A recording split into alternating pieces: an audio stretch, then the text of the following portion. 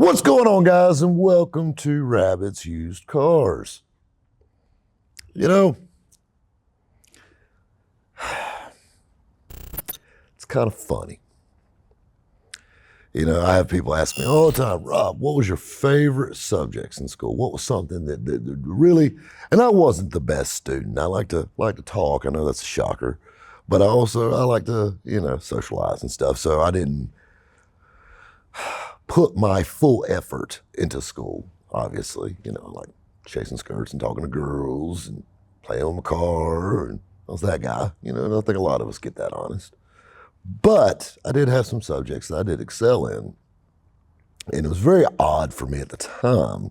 But looking back, I have studied more into these subjects and they have followed me throughout my life. And we're going to talk about a little bit of that today.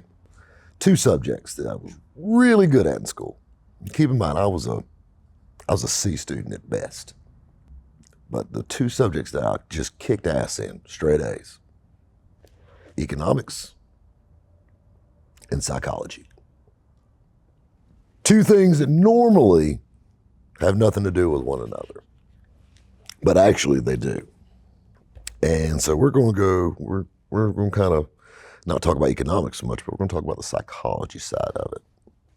You got to understand, I've been in sales literally 2/3 of my life, one shape, way, form, or fashion. If I wasn't selling cars, I was selling parts. If I wasn't selling parts, I was selling myself on a service. You know what I'm saying? I was that guy, preaching the good word, selling what my business did. Sales is a part of every part of life. You learn from being around people, and you learn from life experience, and you learn from further reading and further education. Pretty much how people work. And you got to understand, everybody says people are so complicated. No, people aren't complicated at all, actually. People are very repetitive. And we talked about this in psychology before. And I remember Coach E.G.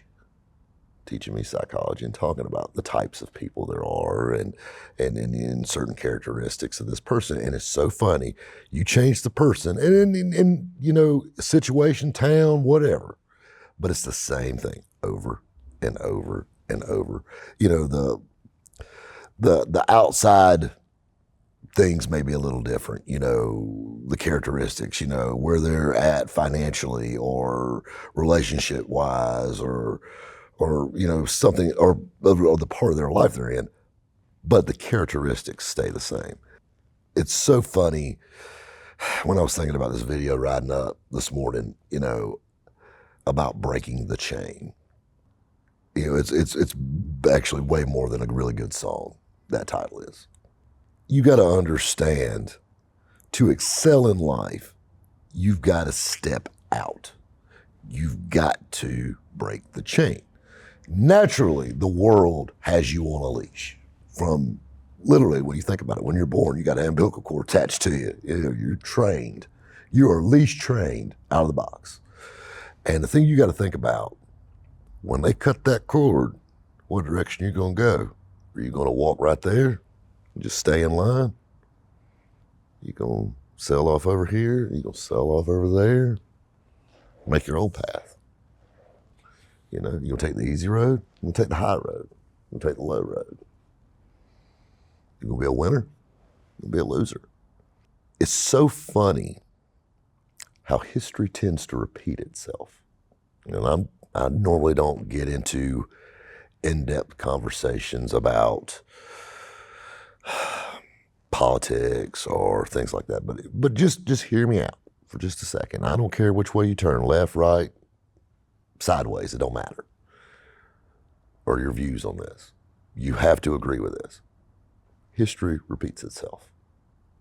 The situations may be changed around, there may be some details that aren't the same, but the events, the characteristics are all the same. Whether it was in the 20s, the 30s, the 40s, the 50s, 60s, 70s, 80s, 90s, and them 2000s and further. And will be into the 3,000s or whatever.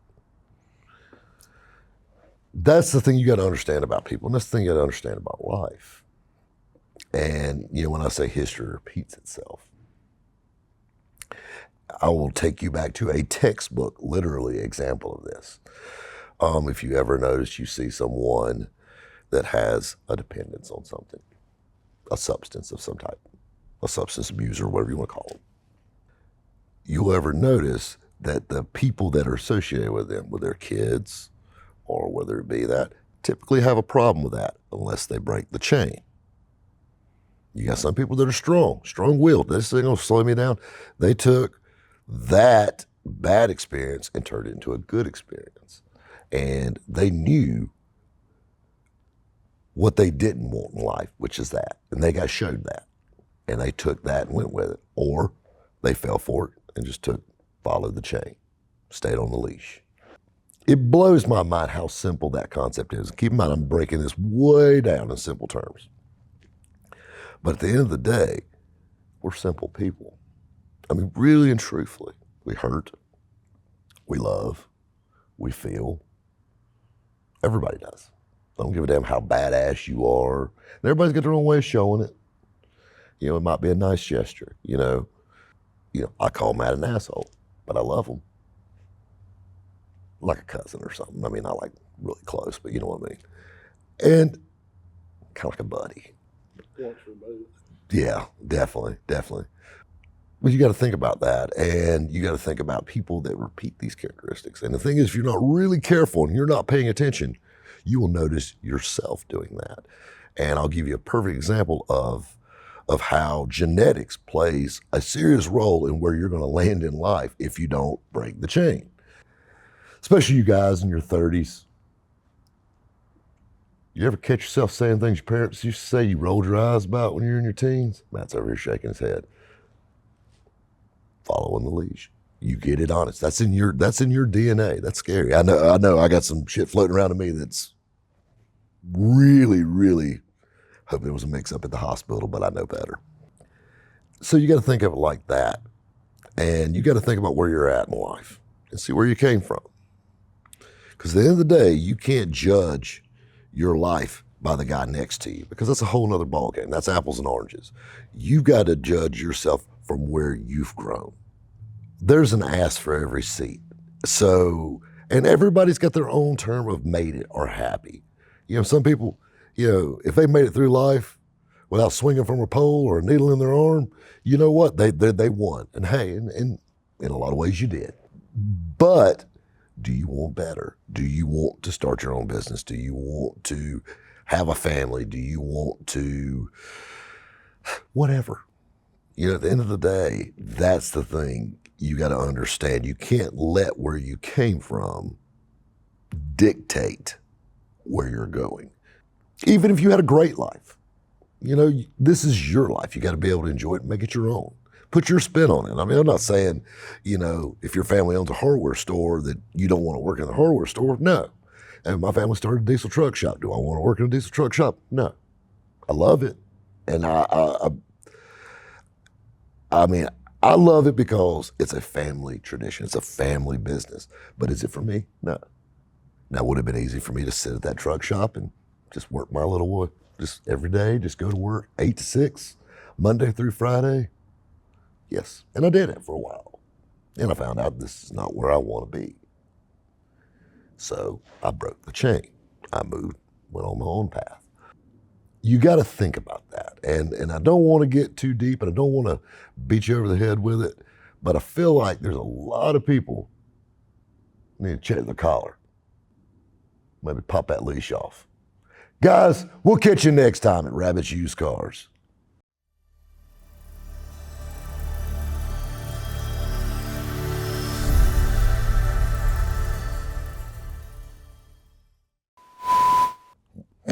Hello. There you are. Hello. All right, it's on you. What's going on, guys?